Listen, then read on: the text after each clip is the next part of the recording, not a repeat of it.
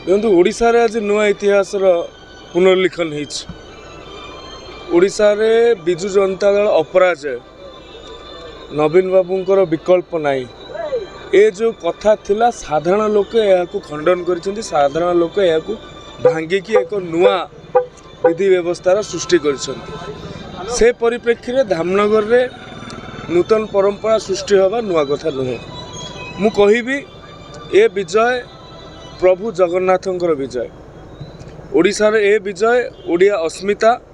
ओडिया स्वाभिमान ओडिया पणर विजय ओडिया पखाल कसार विजय ओडिया लुंगी गामुछार विजय मु कहिबी प्रभु जगन्नाथंक कृपारु 4.5 कोटी ओडिया लोक भारतीय जनता पार्टी उपरे आस्था प्रकट करिसंती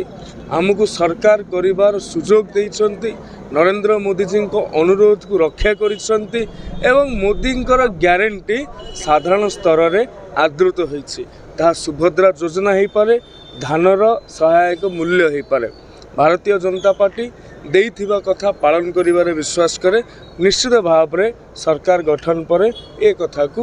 गुरुत्वर सहित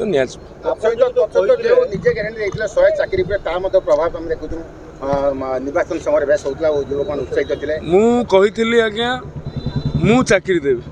ये सरकार हवा नहबा मोर जितवा हारिबा या उपर निर्भर करे ना से व्यक्तिगत स्तर में आम पाखरे व्यवस्था अच्छी सरकारी स्तर में व्यवस्था अच्छी वर्तमान आम जितिले सरकार है मत आउ टे से ग्यारंटी को पालन करने सुविधा हे सहज हे निश्चित भाव में अणुओडिया शक्ति के ओडिशा रे राज करि परिबे ना सेमान आमको चाहूले विधानसभा रे पुरई न दवापाई आज ओडिशावासी ओडिशा रे पुरई देले ना ये हूँ ओडिया जातिर ओडिया जाति सरल हो पारे ओडिया जाति